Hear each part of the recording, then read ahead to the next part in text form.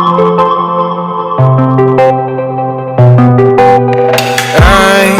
control away the pieces that you gave, betray in a way.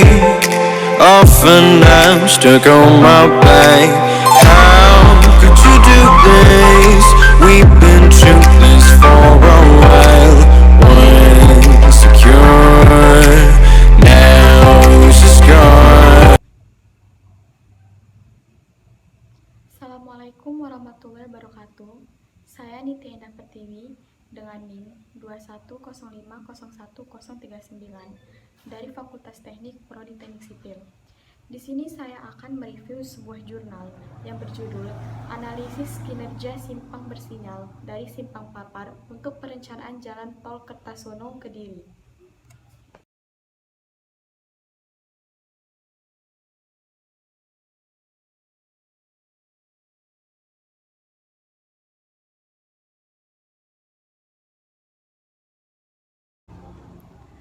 Adapun materi-materi yang akan saya bahas pada review jurnal kali ini yaitu abstrak, pendahuluan, hasil pembahasan, serta juga kesimpulan.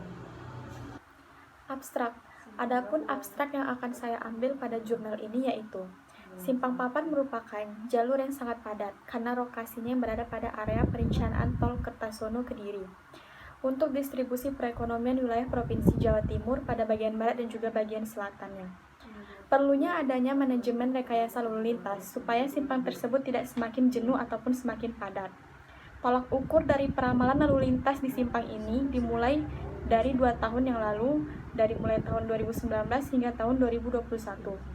Simpang Papar bersinyal akibat pembangunan jalan tol Kertasono Kediri akan menurun nilai SD-nya dengan dilakukan rencana pembangunan jalan tol Kertasono Kediri, sehingga pada nilai DS di bawah 1.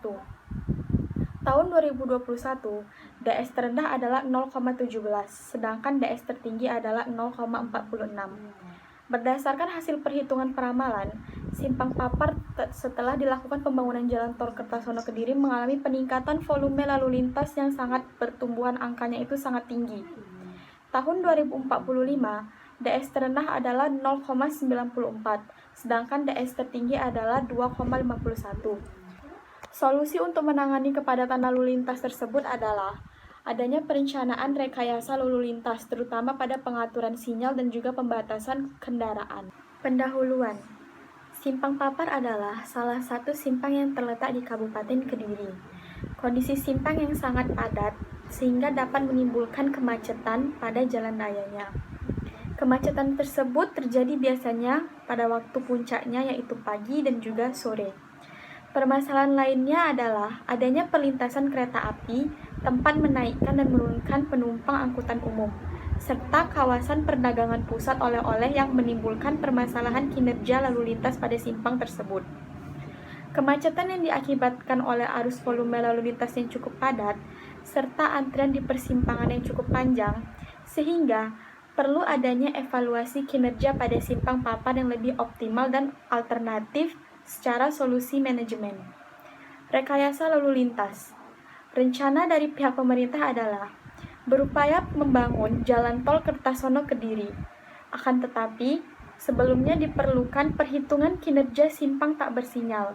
Maka daripada itu, diperlukan survei volume lalu lintas dan pertumbuhan kendaraan. Pada metode penelitian yang digunakan dalam jurnal ini, meliputi berbagai penelitian, terutamanya adalah dengan mencatat data primer yang ada pada Simpang Papar. Nah, pada jurnal ini, selain metode primer, kita juga menggunakan metode-metode dengan menganalisis data-data yang diperoleh, seperti adanya perhitungan arus lalu lintas, kapasitas, derajat kejenuhan, panjang antrian, dan juga tundaan. Adapun juga alat-alat yang diperlukan dalam metode penelitian, seperti menggunakan counter, jam tangan, dan peralatan tulis. Selain menggunakan data primer dan juga data-data yang lain, kita di sini juga menggunakan data-data sekunder. Data-data sekundernya itu merupakan data-data yang dibutuhkan untuk mendukung studi pada pusat penelitian ini, seperti mengumpulkan data dari survei secara langsung, baik di lapangan maupun juga dari instansi yang terkait untuk melakukan survei. Hasil dan pembahasan. Jika kita lihat daripada grafik tabel di bawah ini, bahwasannya kondisi lalu lintas di Simpang Papar pada daerah pagi itu mengalami grafik yang cukup lumayan tinggi. Kemudian masuk kepada waktu siang mengalami grafik yang lebih tinggi daripada waktu grafik di pagi hari.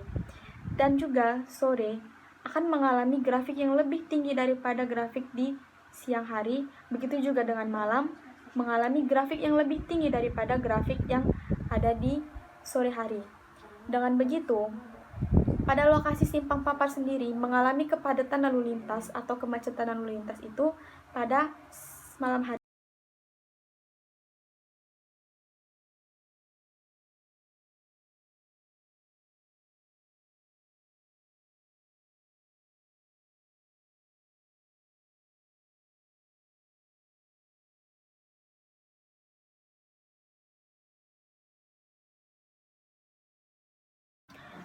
Adapun tabel kesimpulan daripada kondisi keadaan lalu lintas Simpang Papar dimulai daripada jam 7 pagi hingga jam 6 sore, itu mengalami grafik yang sangat beragam.